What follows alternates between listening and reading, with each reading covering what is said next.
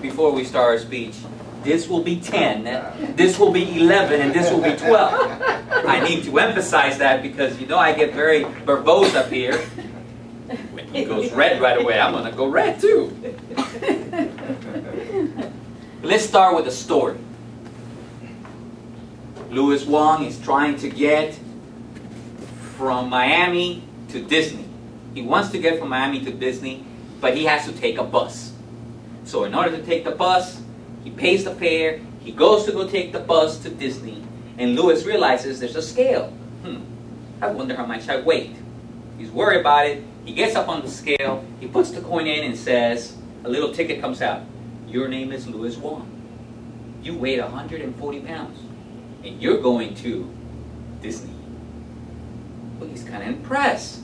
He walks away, he's going to go to the restroom, and he's thinking about it. He says, well, how in God's name did they know that?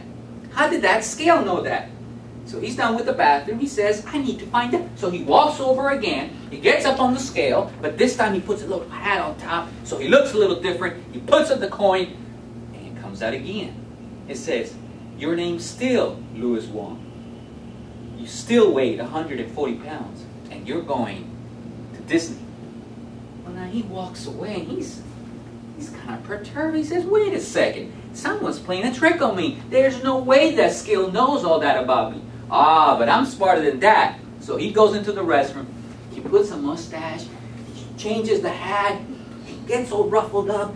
He walks up really fast, puts in the coin and says, your name, again, still Louis Wong. Yes, you still weigh 140 pounds, but you just missed your bus to Disney. Toastmaster, fellow Toastmasters, and the distinguished guests that have not arrived yet, but they're on their way. Positive attitude, right? Today is about, are we in the right bus? Are we in the right destination? Right? Do we belong here? Is this where we need to be? In the bus of life and success, it's all based on our quality of life. How we live, how we move forward. And that's what we're going to talk about today. 4 reasons why the answer is Toastmasters. And I took some quotes from Winston Churchill. I just believe it would be apropos. And one of them we already heard of.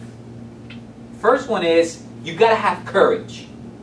Courage, Winston Churchill says this, is what it takes to stand up and speak. It's also what it takes to sit down and listen. So why Toastmasters? In Toastmasters, you are taught when to stand up, have enough courage to stand up here in front of everybody and speak. You also have enough courage to sit down and listen, which is the most important part of communication, and take notes on what is going on in the meeting. You see, it is not what happens to you, it's how you interpret what's happening to you. But unless you fully understand the whole concept of Toastmasters, which is to have the courage to come in, to stand up. Sometimes you have to stand up and speak in prompt. They ask you a question, and you just got to get up and give an answer for a whole 60 seconds. Those may be the longest 60 seconds of your life, because you weren't planning to speak at that moment. And it doesn't matter what's happening in your life. You still have to have the courage to speak.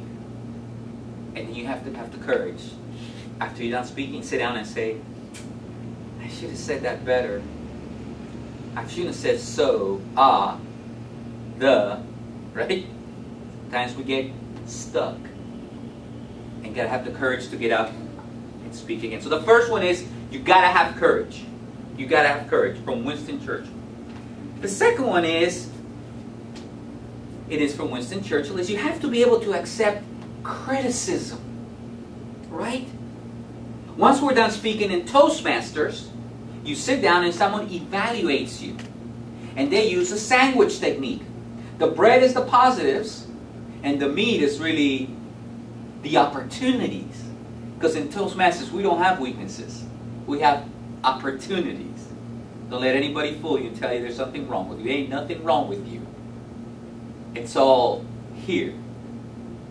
We got it right here. We just got to be able to let it out this way, the spoken word. How do we get it out in a way that it would be compelling for all of us to listen. All of us to listen at the same time.